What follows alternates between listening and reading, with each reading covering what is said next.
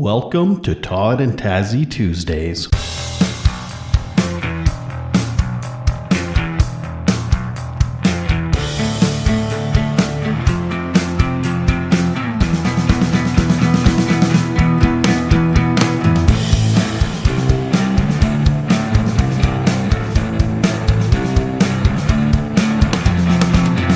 Hugs and mental health production. Yeah, my youngest son, he's been struggling with anxiety lately to the point that it was like borderline agoraphobia. Yeah. And it's funny because I've done this too, where it's force myself. Do I talk like a football coach to myself to get me through it, or is that going to put me over the edge? And it is like a fine line, and every day is different. It's like sometimes, I do that, and it's like, fuck, I did it. Holy crap, yes, I'm good. Yeah. Other times I do that, and shit, now I'm upping my meds. I'm seeing my doctor again. Yeah. Oh, God. Well, we beast has some anxiety, and he said, Dad, I just don't know if I can go to school and be affected with it. I said, stay home. He's like, what? I said, stay home. Yeah. Do you have any exams or any projects due? No, I said, stay home. Stay home, have a day. There you go. Well, what will Mom say? It doesn't matter what Mom's going to say. I've made that decision. We're a team. Your mother will understand. And we were both a little bit nervous because his mom is very much about, hey, he should go to school. So she goes, how come he's not in school? I said, he's suffering. He's got some anxiety today. And I told him it was okay. She's like, okay, good. Right? Nice. Yeah. Just because we're not married doesn't mean we're not best of friends, right? Anymore. Mm-hmm. All right. And so how old's your son? He's 18. It's his first year of university too, so a lot of new changes. Yeah, get him to email me. Get him to FaceTime me. We'll have a little chat. I was almost tempted to have him come on too. There's no almost. There is. I just don't know if he would. So well, guess what? Ask him if he wants to, because sometimes just yapping to me, which is a stranger, because you know what? It's hard. It's hard to admit we're like our parents, even though I know I'm every inch my mom and dad. Yeah. Yeah, I don't like that very much. But do you get parent guilt when you look at your kid and he's got anxiety and you're like, fuck, I gave him this? Yes, I even said that the other day. I said I passed on all the shit onto my boys, and then I watched them have these big hearts. And then I go, oh yeah, I guess I gave them that too. And little penis. Yeah. Sorry. Little beast. Sorry. I shouldn't be talking about your kids. It's a beautiful hormone moment. You turned it into a Dave Chappelle special. We're good. No, it's true too. And I remember saying that to a friend of mine. I'm like, look what I gave, I reproduced and now I've created more anxiety. And they're like, you idiot, I have diabetes. And like, I don't feel bad that my kid also has diabetes. Like, it's just whatever. That's genes. Who gives a shit? He's a heartless prick. That's kind of what I thought too. No, like little brother, you know this. We have all we can do is be a better example than our parents were for us, and our children will be better parents than we are. Mm-hmm. I could have been my dad, or I could have been a father, and I decided to be a father. And the times where I just wanted to run away and go get high and drunk, I did at the beginning. Right. And I'm embarrassed about that. Mm-hmm. But now, both my boys know how much I love them and how much I'm here for them. And I'll be there the most that I can. And if not, then I've also put doctors in places, and they have their moms and their friends. Mm-hmm. And we're, and that's it. My son both of them talk openly about their mental health with me. Yeah. Not a conversation I had with my dad, that's for sure. Right. Yeah. That's something I'm very proud of too. And it's nice that my wife and we're exactly on the same wavelength when it comes to raising our kids. And same thing. It's like, I've got anxiety today. Stay home. Who gives a shit? Whatever. We'll figure it out tomorrow. More important than right now. But yeah, he's been doing better because they started a new semester and he was worried about going back to school, and he's kicked himself in the butt to do it just the right amount. Not enough to send himself over like I do sometimes, but just enough to come home proud and go, fuck, I did it. And I'm like, sweet. See? It's funny, our brains, like he had a panic attack at school one day, and so then it's like, that's it. Anytime I go to school, I have a panic attack. And I'm like, but you've gone 1,000 times before and didn't have a panic attack. But you do have that one scary moment, and this is how my life is forever now. Yeah, This is never ending. Does not define who we are.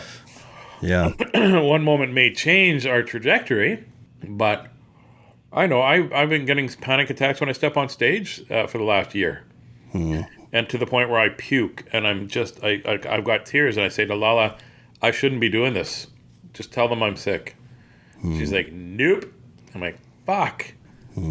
And I go up and we make a difference, right? That's what we're supposed to do. We're supposed to just be better than the moment we're expected to be, if that makes any sense, right? It doesn't. If I feel like I'm going to run away and I stand on stage, then that I'm better than that moment. Yeah. Well, I haven't heard you on stage in the last year, but I've heard you before the last year.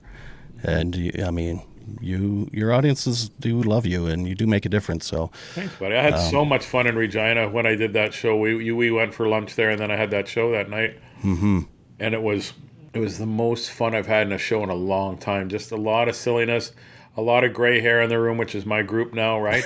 Yeah. And it's funny. I used to panic if I saw gray hair. These people are never going to get me. Now I see no gray hair. I'm like, holy shit, these young kids are never going to get me. And how you guys doing with your Xboxes and stuff, hey? Dude, calm down. How about that Tyler Swift, eh? Yeah, that Tyler. Yeah, the guy makes they make the sausages, the Swift family. And I don't even know what you're talking about there. I don't either. Okay. Swift meats. It used to be Swift. Oh, okay. When we were kids, there you go. Swift. Well, because you put them in your mouth and they came out very fast. They were called Swift meats. What's this made out of? I don't know. Meats. Penguin? How old are you, 47? Yes. Yeah, you're a decade younger than me, so that doesn't mean anything. Or as a New Zealander would say, a dickhead. A dickhead younger than me. A dickhead younger than me. Dickhead. Anyway. Do you have some gigs coming up? I go to Vancouver. I'm in Summerland, British Columbia right now at our place in BC. And I took some days off. And then on Saturday, I fly to Vancouver to do a show Sunday. And I got like 5 gigs the rest of the month. And then off to in February, Moncton and Puerto Rico. I've got shows in Puerto Rico. And then I am going to the head brain clinic dude in Pittsburgh in March to see what's going on and see if they can figure out what's going on with my head. And if not, well, I'll be still the way I am, but $5,000 poorer. Damn. Oh yeah, they're not afraid to charge, right? So. When Canada becomes part of the States, maybe we'll get a deal. Oh, that's it. They want to. Canada be the 51st state. We're like, oh, whatever. What did they say? Was it Stephen Colbert or Fallon said? Yes, they're gonna call Canada North Dakota. That's pretty good. Are you looking forward to those shows, or you said you get nervous? What I am. I'm nervous right now because I haven't done a show in a month now. I took a bunch of time off after Christmas or during Christmas, and. So I'll sit down and I'll watch a couple of my TV things and a couple of TV specials and a couple other things that I've recorded and like of your own material.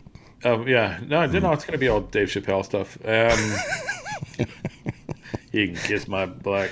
Hey.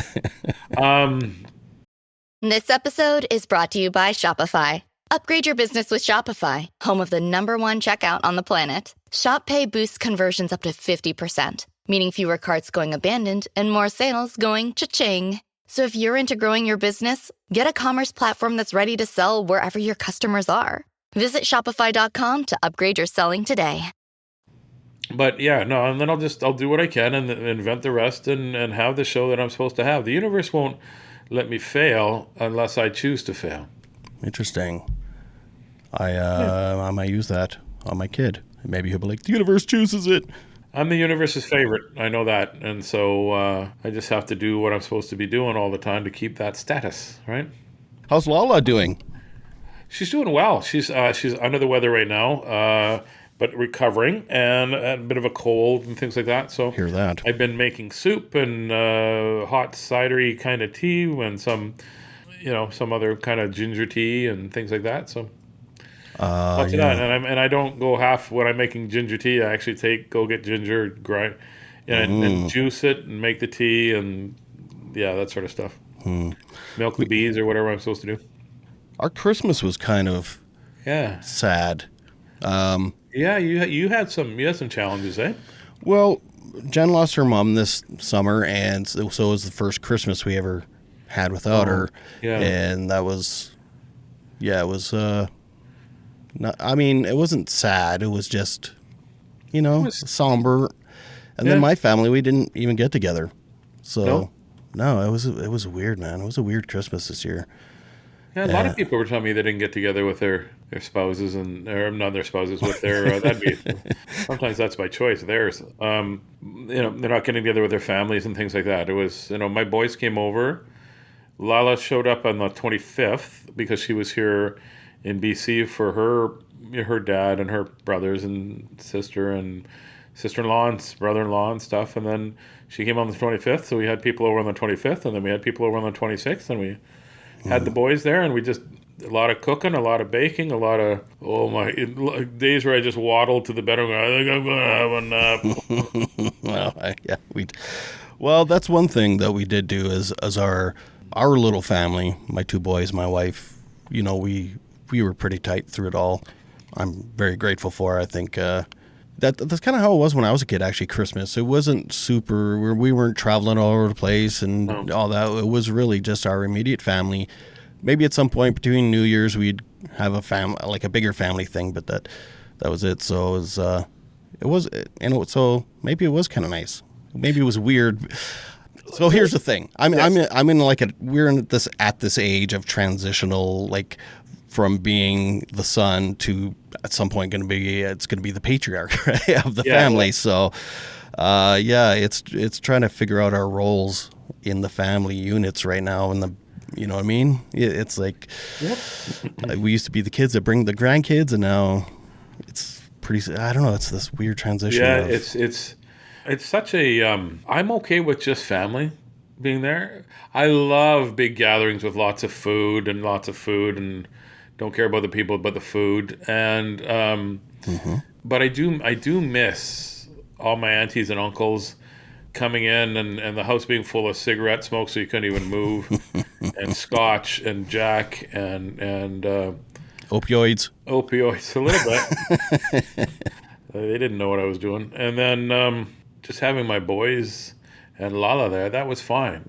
We got to open up their gifts, and I was like, look what I did. I did okay today. I did okay.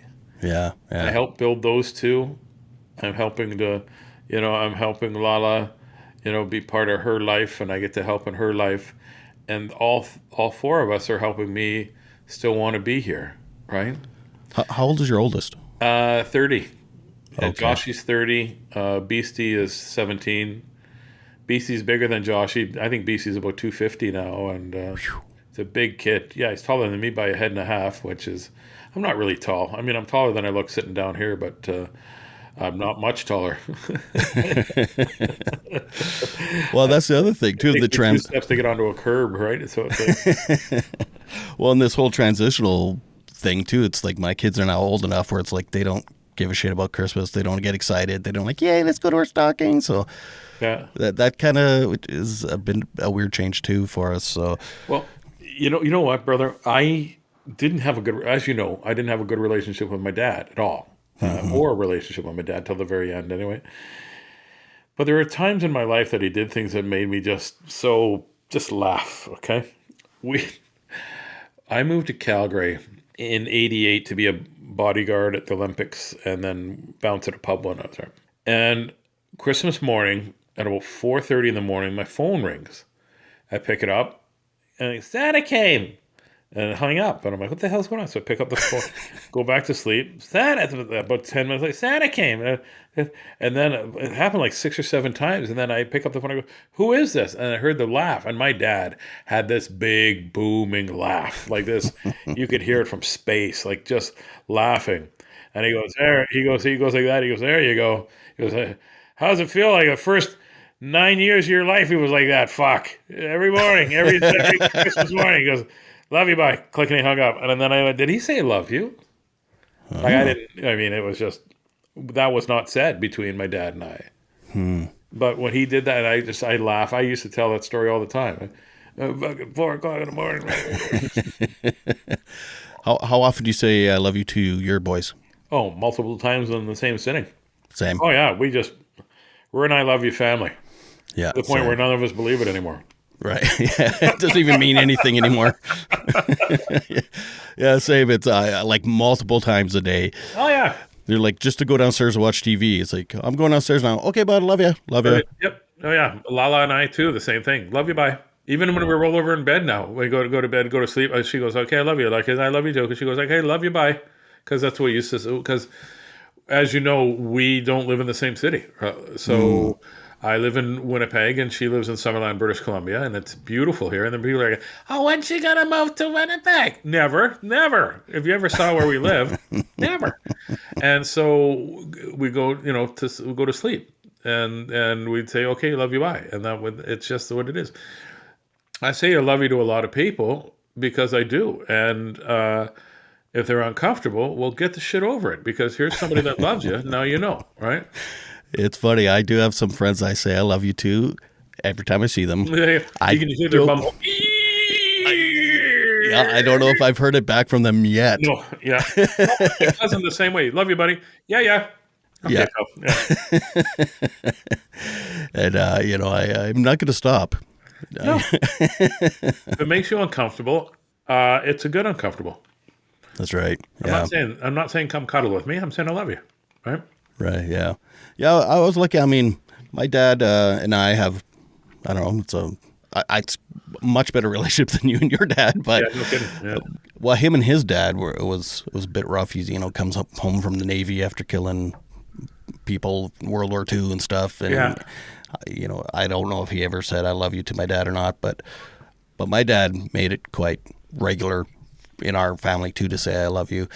And I think I said it today to my mom and dad, and I talked on the phone with them, and always say love you too. And yeah, it's nice, even if they drive you nuts once in a while or whatever. It's just nice to know that there's that unconditional people driving me nuts doesn't mean I don't love them any less. Yeah, exactly. I want to kick my dog sometimes, but I love him to bits.